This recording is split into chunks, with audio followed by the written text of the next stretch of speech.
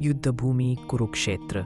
आसमान में धूल, धरती पर कवचों की चमक और चारों दिशाओं में शंखनाद की गूंज।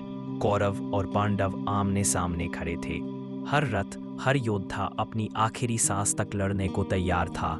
लेकिन उस भीड़ के बीच एक रथ पर खड़ा था अर्जुन, भीम का भाई, कुंती का पुत्र और समूचे आर्यावर्त का सबसे बड़ा धनुर्धर।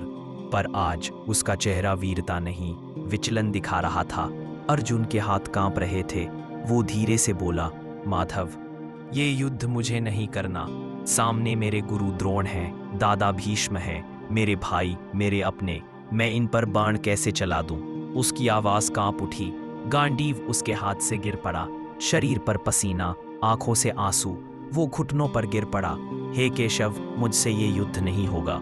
कृष्ण मुस्कुराए, शांत स्वर में बोले, पार्थ, ये शब्द उस वीर के नहीं जो कभी रणभूमि से भागे। तू वह अर्जुन है जिसने स्वयं इंद्र को हराया, जिसने शिव का वर पाया। आज तेरे हृदय में ये दुर्बलता कैसी? अर्जुन बोला, प्रभु, क्या अपनों को मारना धर्म है? क्या रक्त की नदियों में बहता विजयमाला कोई अर्थ रखता है?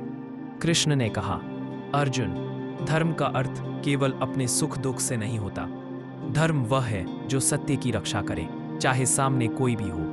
यह युद्ध केवल तेरा नहीं, यह धर्म और अधर्म का संग्राम है। यदि तू भागेगा तो अन्याय जीतेगा। अर्जुन ने आंसू पोंछे, पर उसका मन अब भी द्वंद्व में था। वो बोला, हे माधव, मुझे बताइए, मैं क्या करूं? कृष्ण ने गंभीर स्वर में कहा, सुन अर्जुन, जब मन भ्रमित हो जाए, जब रास्ता धुंधला हो जाए, तब कर्म ही तेरा सबसे बड़ा गुरु होता है। कर्म कर, लेकिन फल की इच्छा मत रख, क्योंकि फल की इच्छा करने वाला हमेशा बेचैन रहता है, पर जो कर्म में लीन है वह सदा शांत रहता है। कृष्ण के शब्द वज्र जैसे गूंजे। तू अपने कर्तव्य से पीछे हटेगा तो लोग कहेंगे, अर्जुन डर गया। तेरे शत्रु हंसेंगे, तेरा नाम मिट जाएगा। लेकिन यदि तू अपने धर्म का पालन करेगा तो मृत्यु भी तुझे झुका नहीं सकेगी। अर्जुन ने सिर झुकाया। वो बोला, प्रभु, आप कहते हैं कि आत्मा अमर है, क्या वास्तव में मृत्यु का कोई अंत नहीं? कृष्ण मुस्कुराए, अर्जुन, तू शरीर को सत्य मानता है पर आत्मा को भूल गया है। शरीर नश्वर है, पर आत्मा न कभी जन्म लेती है न मरती है। जैसे मनुष्य पुराने वस्त्र छोड़ नए पहनता है, वैसे आत्मा शरीर बदलती है। इसलिए जिनके लिए तू शोक कर रहा है वे केवल देह बदल रहे हैं, नष्ट नहीं हो रहे। कृष्ण के शब्द सुनकर अर्जुन की आंखें खुलने लगी। उसे एहसास हुआ कि वह केवल शरीरों के लिए दुखी था, आत्माओं के लिए नहीं। कृष्ण ने आगे कहा, अर्जुन, याद रख, जब जब अधर्म बढ़ेगा और धर्म घटेगा, तब तब मैं अवतरित होऊंगा, सत्य की रक्षा करने और अन्याय को मिटाने के लिए। यह मेरा वचन है, यह मेरा धर्म है। अर्जुन के चेहरे पर अब दृढ़ता लौट आई। उसने अपना गांडीव उठाया और बोला, हे माधव, अब मेरी आंखें खुल गई हैं। आपके शब्दों ने मेरा अज्ञान मिटा दिया है। अब मैं वही करूंगा जो धर्म है। कृष्ण मुस्कुराए, यही तेरी गीता है अर्जुन।